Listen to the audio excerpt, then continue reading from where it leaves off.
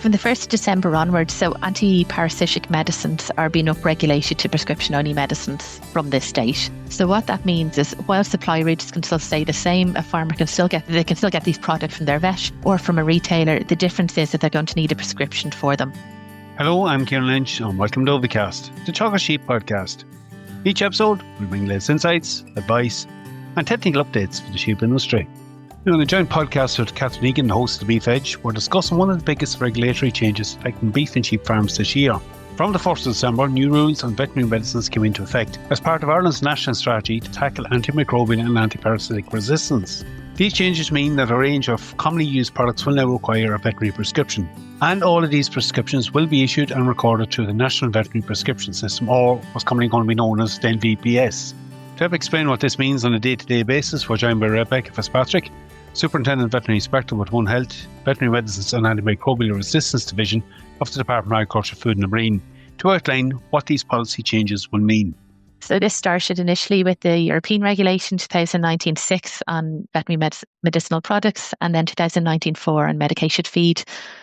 So this all stems, there's obviously a significant and rising threat to public and animal health and the environment in relation to antimicrobial resistance. This EU legislation then came into force in January 2022, and it was trying to, I suppose, help focus on this. So it was promoting the availability of different products, trying to harmonise the market.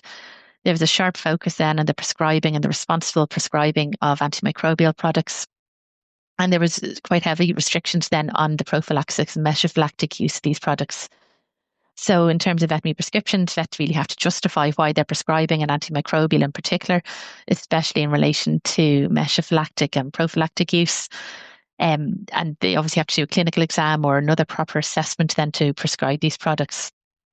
So based from those, from the European legislation, we then have our national legislation. So it's commenced then in 2022 with SI 36/2022. So that kind of enforced the European legislations. We had the Veterinary Medicinal Product, Medicated Feed and Fertilisers Regulation Act then in 2023. And that first brought in, I suppose, the concept of an electronic prescribing system, which we now know obviously is the National Veterinary Prescription System. And then last year, then in September of last year, we had SI 462/2024. So that's the Veterinary Medicinal Products Regulations.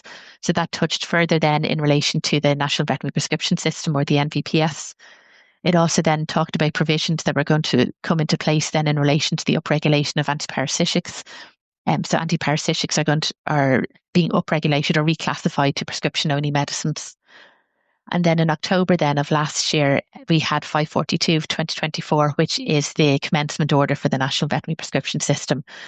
So that stated then, as of January of this year, the 13th of January 2025, the National Veterinary Prescription would need to be used then to issue scripts and to dispense prescriptions.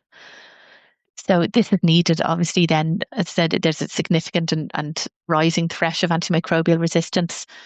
So what that means is it's compromising then the ability to treat infections.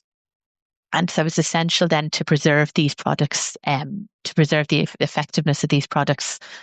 And the same then with antiparasitic. So antiparasitic resistance also is rising. So this is why we needed to upregulate these products to prescription-only medicines. Rebecca, like you've outlined, there's a lot of work gone into this, but you've highlighted some of the big challenges we face right across the sector in terms of AMR or antiparasitic resistance and the need to address it. I suppose this has been in planning for a long time, but has really come to the fore now that we're looking at these changes. So maybe just from the 1st of December on, what's the big changes that farmers are going to see in terms of going for these products? Yeah, from the 1st of December onwards, so anti-parasitic medicines are being upregulated to prescription-only medicines from this date. So what that means is, while supply routes can still stay the same, a farmer can still get their prescriptions, or they can still get these products, from their vet or from a retailer. The difference is that they're going to need a prescription for them. So in terms of this, then there's just going to be a little bit more planning needed then for these products. So if you know that you're going to be dosing on a Saturday, is to try and get these prescriptions then during the week so you can get these products for when you need them. And I suppose, like, we're talking about antiparasitics here, like the full scope of this, Rebecca, it includes our standard warmers, our flucicides, and even some of the ectoparasite products that we would commonly use. It does. So it includes all your dosing, your drenches, your injectables, your ectoparasites, your endoparasites. So it's all your prescription, all your antiparasitic medicines, including antiprotozoals. So our dips and all that are covered under it? They are. So it'll cover the full cohort. And Rebecca, in relation to the NVPS system, from a farmer perspective, how are they going to receive their prescriptions going forward? So with the NVPS, so what happens, I just do a quick run through of how it works. So the vet will go out and do a clinical exam on an animal or a proper assessment, and they're going to then prescribe these products. So they prescribe the product using the NVPS. So the NVPS will run through the full prescription with the vet. This then goes to the NVPS database, and a farmer then gets a text message, an SMS text message for any undispensed products that he needs to collect. So this 16-digit code, then the prescription ID code, this is what the farmer is going to bring into a retailer if they're getting their product dispensed elsewhere away from the veterinary clinic.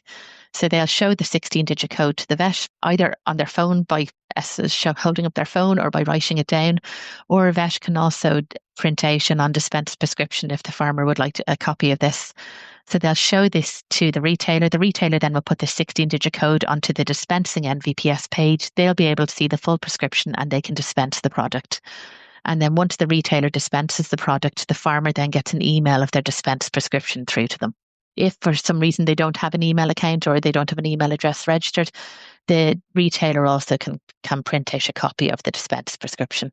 And will farmers be able to shop around and go to one merchant for one product and a different merchant for a different product, or buy some product if the vet is selling products, or how would that work? Yeah, they can. So with the prescription ID, so there's an overall prescription ID, but there's also what's known as a line item ID. So if there's a couple of products on a prescription, each product will have its own individual 16-digit line item ID.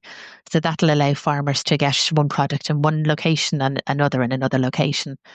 They can also get, I suppose, if there's a product on a prescription and they don't need the full amount, they can also, I suppose, get they can partially collect one of the products. And when they go back, then they can also get the remainder of that product filled out in another retailer as well. So the NVPS will automatically update the quantity that was dispensed initially, and they can get the remaining quantity dispensed in another retailer. When farmers are going in, I suppose from the vet's perspective of what they need to do, and you touched on some of it there, and even from the farmer's perspective, there's probably a couple of key things you need to know in terms of the quantity, what they're using it for. Could you maybe just tease that out a little bit for us? Yeah, I suppose there's two ways the farmers are going to be able to get prescriptions now. One is by going to the vet that they normally use, or the vet that treats their farm. And in that case, they can ask that vet for a prescription. The other option then is what's been brought in the national legislation in the veterinary medicinal products is that there's a proper assessment protocol. So what this means is that a retailer can work with a vet and they can the farmer can go into the retailer and they can give information then through this protocol. So this will cover things like, I suppose, the category of animals that they have on their farm, husbandry practices, previous anti-parasitic use, any evidence of anti-parasitic resistance, any fecal egg count scores, things like that. They can give this information to the responsible person in the retailer, or they can fill out the form themselves and hand it into the retailer. And this will pass on then to the vet that's working with the retailer, which will allow them then to prescribe a product for the farmer. Obviously, the vet can contact that farmer as well if they need any further queries answered or any further questions in relation to any of the information provided.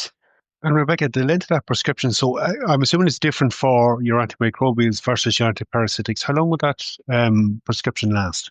Yeah, so for an antimicrobial product, it's 5 days. So in EU legislation, they've limited it 5 days for the validity of an antimicrobial prescription. For an antiparasitic or any other prescription-only medicine, the validity period is 6 months. So like we're talking here, this is a change in mindset and we need to forward think. Obviously, there's times a year where there will be a couple of treatments that, are scheduled in, like we're in winter now, so there might be fluke treatments or ectoparasite treatments. It can cover more than one product under that prescription. Yeah, it can. So you can get multiple products on a prescription. Okay. You also mentioned there with the NVPS, it'll be a form of record keeping as well for farmers, whether it be what you actually got prescription for and more importantly, what was dispensed. So when we go back completing records, it is a useful resource at that point. It is. Yeah, no, it would definitely be very handy, I think, for record keeping. So the farmers will have a text message of their undispensed prescription, and they'll also then have the email of their dispensed products. And then also just on their MyAgFood 2 weeks ago, then a system went live where farmers are going to be able to view their prescriptions on this on an NVPS portal on their MyAgFood. So I think the caveat as well with this is just to ensure that everyone just checks that their name, their herd number and their name is an exact match in the prescription to what is on their My Ag food, just in relation to the data protection regulations. But we just need to have that as an exact match for it to feed through. Okay, so Rebecca, just like the tease was now, one of the practical things to make them up is the vet will prescribe the name of the product when you get to what the active is. If that isn't available in the particular store the person goes, can an alternative be swapped in? Yeah, so there is what's known as the list of comparable products. So if a farmer goes into a retailer and they have a prescription for product A and the retailer doesn't have that product in place, there is for multiple products comparable that can be, or comparable or a couple of comparables that can be dispensed in that place. So when the retailer logs into the NVPS, they can click down then a drop down box then to view comparable products. And in that case, then they can dispense, if they have one of the products, the comparable products in, they can dispense that product in its place. And the NVPS then will update in terms of quantities if there's a different strength and the withdrawal periods. And Rebecca, based on the fact that you mentioned there that the script will only last for 6 months, looking forward, looking at dose and product availability and planning, how is that going to impact farmers and suppliers, how they're going to purchase and store products? Yeah, so I think it's what we've tried to advise people is it's really worth, I suppose, we're going to have to start thinking about this before you need to dose and before you need to do it. It's really worthwhile as well if you're getting your product from your retailers, is talk to your retailers as well.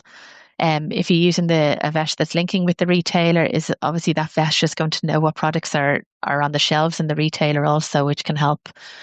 But it's to talk to the retailer in relation to getting these. Rebecca, we've talked a lot about the anti-parasitics coming in, but antimicrobials will be on this system as well. So whether it be directly dispensed in store, it probably doesn't change things much there because that's how it's happened anyway. But if a vet was out on farm, late night call, whatever it was, that will also now be up on the system as well. Yes, it will. So every prescription-only medicine will be on the system, so including your antimicrobials. So when a vet goes out on farm and administers or dispenses a product themselves, this will also be on the NVPS, and you will get an email then of your dispensed prescription also in that case for their records. Rebecca, it might be fair to say there could be a little bit of a misconception about this, that we don't want usage at all. I think that's not the case. It's solely focused on responsible usage. Exactly. It's to focus on responsible usage. So we definitely want usage, and we know obviously that if an animal needs treatment, we want that treatment to be given.